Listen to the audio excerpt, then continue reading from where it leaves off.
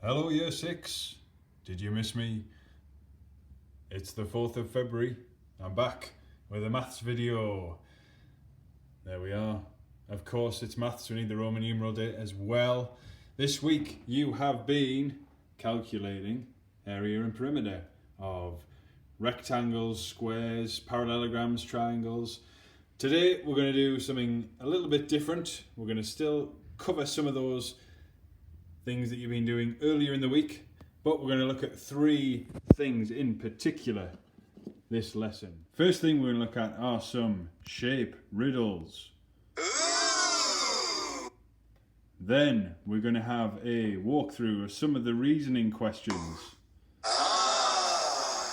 The questions that you did earlier in the week. And then we're going to finish off with some shape/logic puzzles. Before we begin with the shape riddles, we need to have a quick recap of properties of shapes. So we can talk about 2D shapes and 3D shapes, flat, 2D, solid, 3D, all right?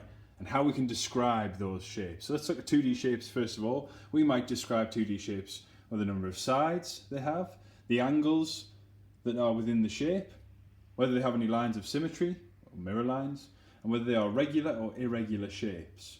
Regular shapes having all sides and angles the same, irregular shapes where some of the sides and some of the angles are different.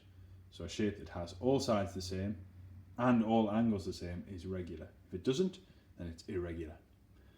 3D shapes, we can talk about faces.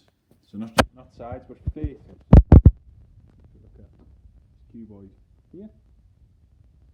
Here's a face, my thumb's on another face. It has 6 faces in total.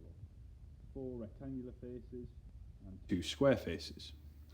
Vertices, single being vertex, one vertex, many vertices, are the corners. Okay, so there are 4 vertices there and 4 on the other side, so a cuboid has 8 vertices in total. Edges, I call them the lines here going along, so there are 1, 2, 3, 4, 5, 6, 7, 8. 12 edges, cuboid, and plane of symmetry. So if we chop the cuboid into 2 equal pieces, could we do that? Yes, we could. We could do that many times, in fact. Okay, so it does have planes of symmetry. Our riddles then, we've got some 2D shapes here set up, pictures thereof. We've got our 3D shapes here, and we've got our riddles. Okay, so I'm going to ask you to pause the video as well when we're going through each one. But you can pause it to think about which is which shape the riddle is describing. Let's look at the first one. I'm a flat shape. 2D shapes, flat. I have 4 sides and 4 right angles. My sides are the same length. I have 4 lines of symmetry. Which shape do you think it is?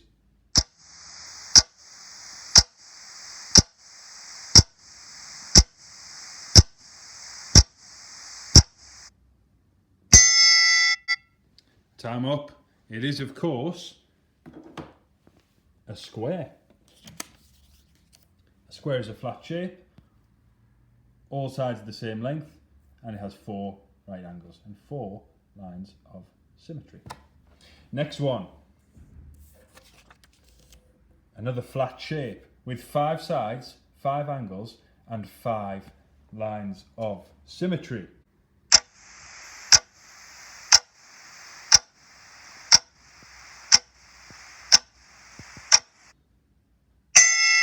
It is, of course, a pentagon. Pentagon is a 5-sided shape. Now, this example here is a regular pentagon. That's why it has 5 lines of symmetry. Number 3. I am a flat shape. Back to 2D again. I have 2 sides. One of my sides is a straight line. And I have 1 line of symmetry. What could it be?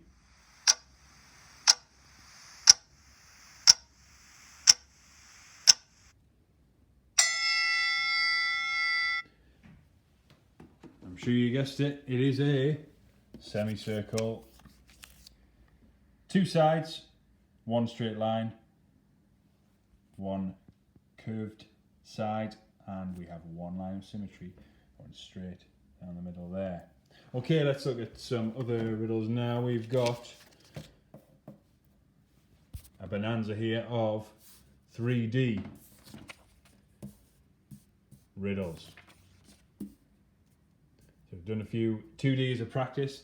Now we've got some 3D riddles. Okay, so I'm going to challenge you to pause the video and see if you can work out all of these riddles in 1 minute. Pause your video now. Did you pause it? I hope so. Right, 3 shapes here. A solid shape, no flat faces, no edges, infinite planes of symmetry. That was, of course, the sphere. No flat faces, no edges. A solid shape with 2 faces, but faces of different shapes. So which of these shapes have 2 faces? It is, of course, the cone. Famous for ice cream, of course. And the solid shape that has 3 faces and 2 sides. 2 faces are the same. We covered it earlier. It is, of course, the cylinder. It's a little challenge. What you could do is you could look at the remaining shapes and see if you could describe these shapes according to their properties. Or even better, set a riddle for someone to solve. And the Kahoot that we've got set up to go with that part of the lesson, if you want to have a go at the Kahoot for properties of shapes, the game pin is there and there is a link attached to the team's assignment also. Shape riddles done now. Next thing is a walkthrough of some of the reasoning questions that you were doing on your assignment. So I'm going to go through some of those questions now. Maybe some good things to think about before we do those. These are attached to your assignment on Teams. Just a recap of some of the things that you've gone through this week.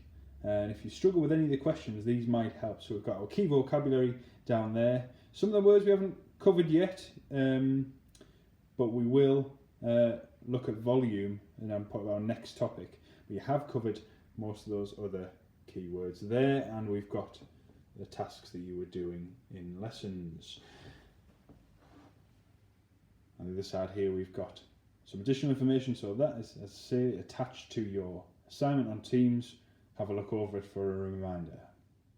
So this first question then, calculate the area of the shaded triangle. Mo says, I got an answer of 72 centimetres squared. Do you agree with Mo? If not, can you spot his mistake? Oh Mo, oh Mo, you have made a mistake.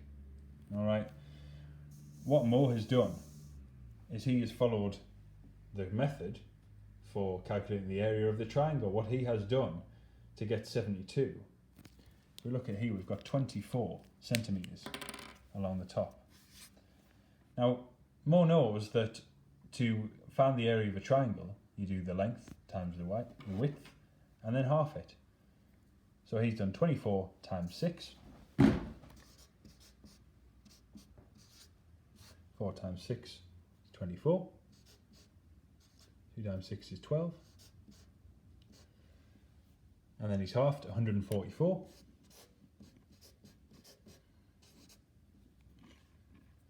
Two does not go into 1. Carry that over. 2 goes into 14 7 times.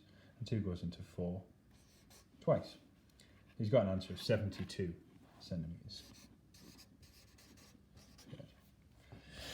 Now that would be right if the triangle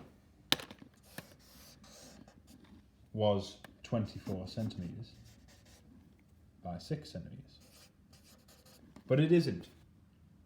If we compare this to this, we can see that actually all 3 segments, all 3 rectangles are 24 centimetres. And if there are 3, then each one must be 8. Because 8 add 8 add 8 makes 24. So rather than doing 24 times 6, what he should have done is 8 times 6. 8 times 6 we know is 48. Then he should have halved it. Half of 48 is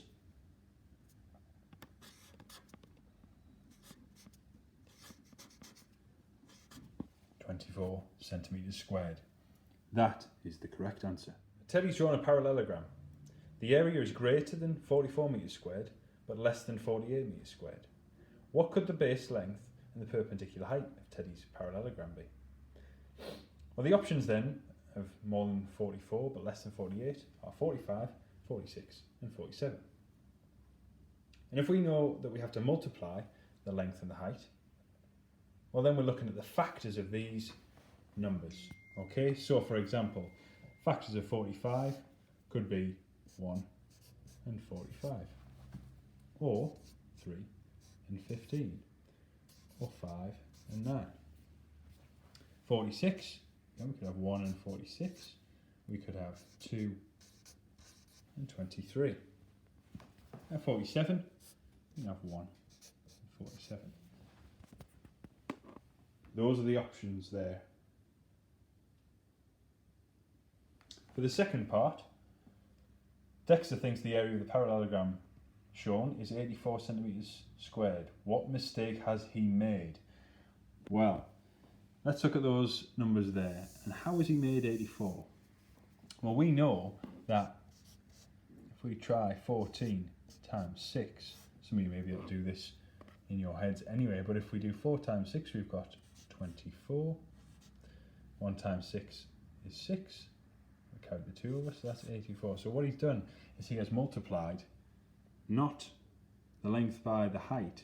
He's in fact used this measurement here. Okay, the width of the parallelogram. What should he have done? He should have done 14 multiplied by 4. Okay, and 14 multiplied by 4. 4 times 4 is 16. 1 times 4 is 4, with the 1 carried over. 56 should have been his answer.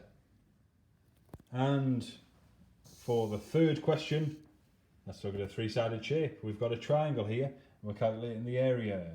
Here are some of their methods that the children use to calculate the area. Tick the correct methods and explain any mistakes. Well, how do we find the area of a triangle? We do the length times the height, and then we half it. So, there are two ways to look at this.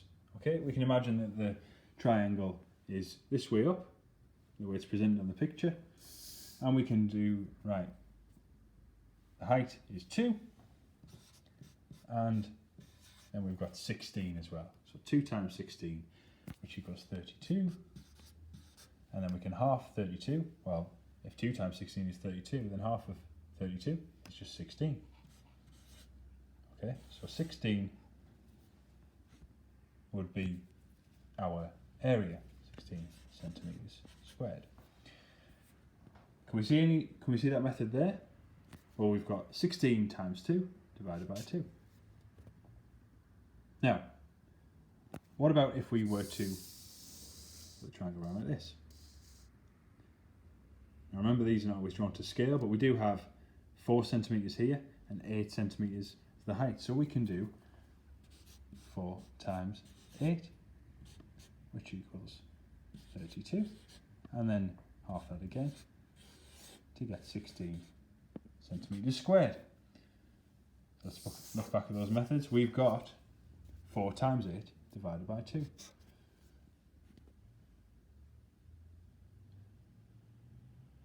So in terms of the mistakes, well, if they haven't followed those methods, what they have done is used the incorrect measurement, similar to some of the other questions that we just looked at, like when Mo used the incorrect measurement for the width of the triangle, and in the previous question where Dexter had used the incorrect measurement for the parallelogram. Okay, that's what these methods have done. And this, I mean, this one here, I'm not sure what they were thinking for this one, because there's not even a 1 mentioned. Right? At least the other ones use the digits mentioned on the page. So there's a few of the questions discussed there, those reasoning problems. We'll go through a few more in tomorrow's lesson as well. But for now, the grand finale, we're going to look at the shape and logic puzzles that are attached to the assignment. So this is what the task looks like. Okay, and I'm going to do one for you now, so you know exactly what to do. If anybody's ever done a Sudoku, this is a little bit similar. It's just a bit of a different way of thinking about this. So we're going to do a bit more to do with 2D shapes here, because we're going to practice naming some of them as well as we go. Jog your memory. What we have to do is work out which shape is missing from the rows and columns. Okay, now you can see some shapes are in here already. We've got circle, pentagon, heptagon, square.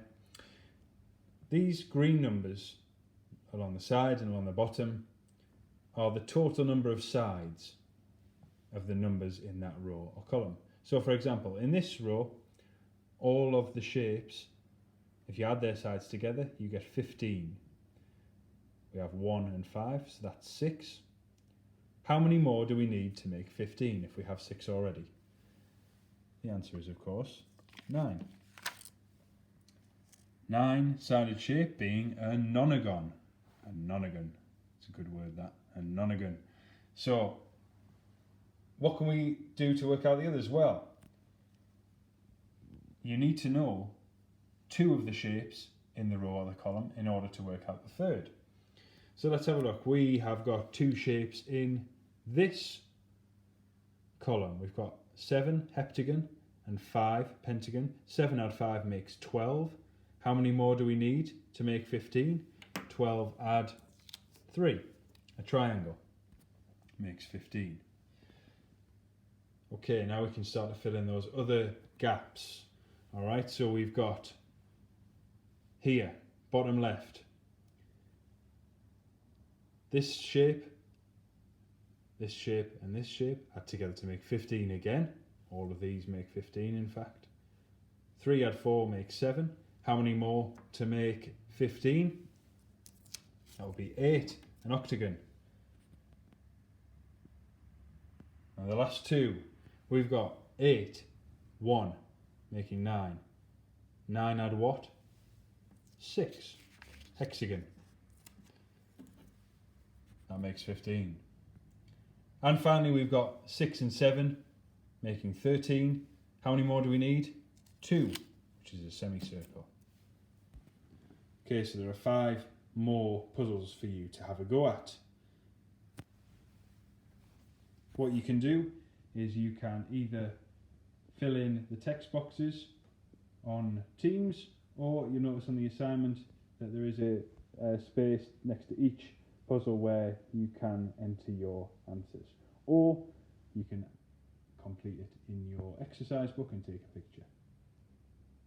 Now if you really want a challenge to finish off with the area and perimeter tasks for the week, have a look at this investigation on Teams called Through the Windows. So the store in my town, which sells windows, calculates the price of windows according to the area of glass used and the length of frame needed, so the area and the perimeter. Can you work out how they arrived at the prices of the windows below? So again, it's about the area and the perimeter.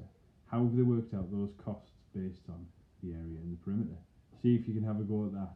I'd be looking forward to see if you can solve some of them. A couple of tips to get you started if you're going to tackle this challenge. Are there any windows that use the same amount of glass? And then how does the perimeter differ? So are there any windows that have the same area but different perimeters? And are there any windows that have the same perimeter, the same amount of frame, but how do their areas differ? How are their areas different? And that's a few tips to get you started. Some useful links here that might help you understand some of the concepts a bit better that we've discussed here. So we've got some useful information on the BBC website about 2D shapes and 3D shapes, and then there's a section on the last one which talks about properties of 2D and 3D shapes. Check them out if you're feeling a bit stuck on any of the things we've discussed. And that's it for today's lesson. Remember, if there's any questions that you would like us to go over, you can submit your requests on Teams or via the school email. We've got the Year 6 email now that you can use. So get in touch if there's a question you're really stuck on, you want a bit more help with. We can put that in the next video. Bye for now.